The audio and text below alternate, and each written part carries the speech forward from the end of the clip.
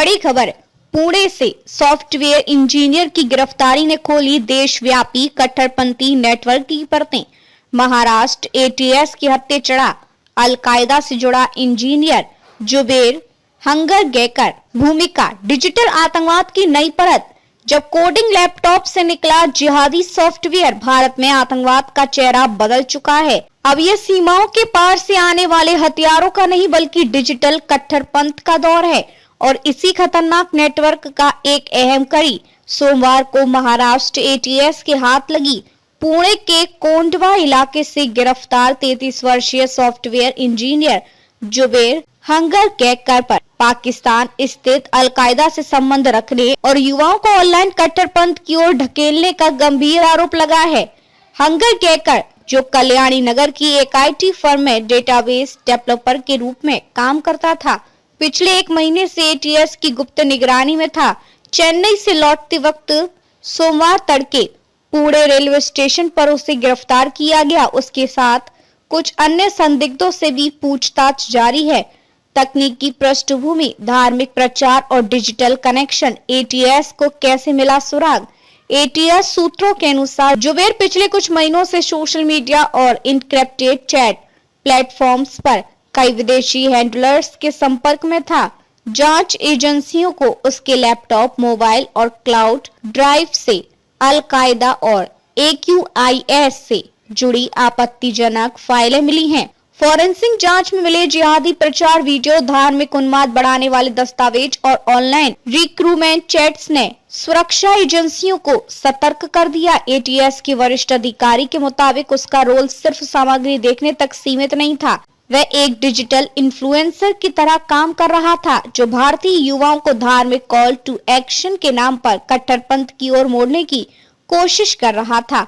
9 अक्टूबर की छापेमारी का डिजिटल धागा, 19 लैपटॉप, 40 मोबाइल से निकला आतंकी नेटवर्क। ये गिरफ्तारी उस छापेमारी का हिस्सा है जो 9 अक्टूबर को पुणे के कोंडवा, हड़पसर और निगड़ी इलाकों में हुई थी।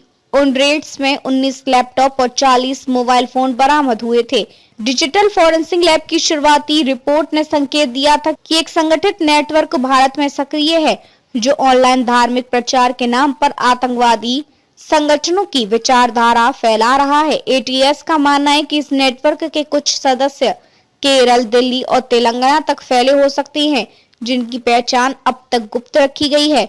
जुबेर हंगरगेकर कौन है? मिडिल क्लास इंजीनियर से संदिग्ध कट्टरपंथी तक का सफर। सोलापुर का रहने वाला जुबेर एक बीटेक ग्रेजुएट है और पुणे की एक निजी कंपनी में सॉफ्टवेयर टेस्टर था। पड़ोसियों के मुताबिक वह शांत स्वभाव का था और ज्यादातर समय लैपटॉप पर ही बिताता था। परिवार, पत्नी और 2 छोटे बच्चे। उन्होंने फिलहाल मीडिया से दूरी बना ली है। शुरुआती पूछताछ में उसने कहा कि वह सिर्फ धार्मिक अध्ययन कर रहा था, लेकिन डिजिटल साक्ष्यों ने यह दावा कमजोर कर दिया है। अल-कायदा की नई रणनीति, भारत में डिजिटल भर्ती और माइंड वॉश प्रोपेगेंडा। खुफिया सूत्र बताते हैं कि अल-कायदा और ISIS जैसे संगठन अब सॉफ्ट पावर रणनीति अपना रहे हैं।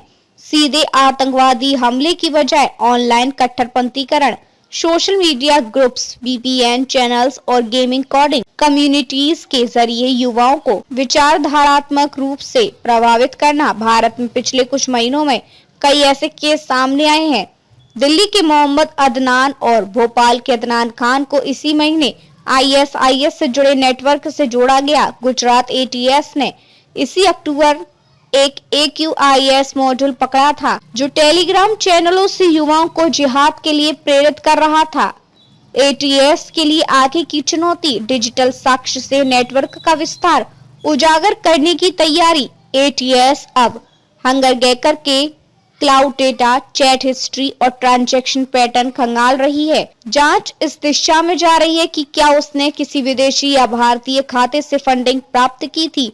एटीएस यह भी देख रही है कि क्या पुणे, चेन्नई या हैदराबाद में कुछ अन्य तकनीकी पेशेवर इस नेटवर्क से जुड़े हैं। विशेषज्ञों की राय, साइबर सुरक्षा विशेषज्ञों के अनुसार ये गिरफ्तारी दिखाती है कि आतंकवाद अब कीबोर्ड या ट्रिगर तक पहुंच गया है। IT नॉलेज अब कट्टरपंथ का हथियार बन सकती है अगर सुरक्षा संस्थाएं डिजिटल शिक्षा के साथ सतर्कता ना बढ़ाएं।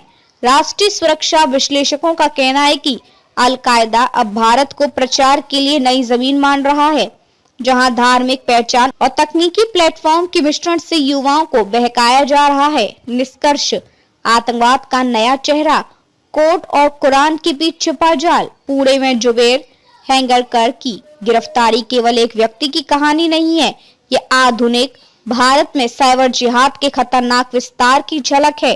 एटीएस की यह कार्रवाई इस बात का संकेत है कि अब आतंकवाद केवल बारूदी सुरंगों और हथियारों से नहीं, बल्कि डेटा, सर्वर और डिजिटल प्रचार से भी लड़ा जा रहा है। आने वाले दिनों में महाराष्ट्र एटीएस और केंद्रीय एजेंसियों की संयुक्त कार्रवाई देश के अंदर छिपे ऑनलाइन जिहाद नेटवर्क की असल गहराई उजागर कर सकती है।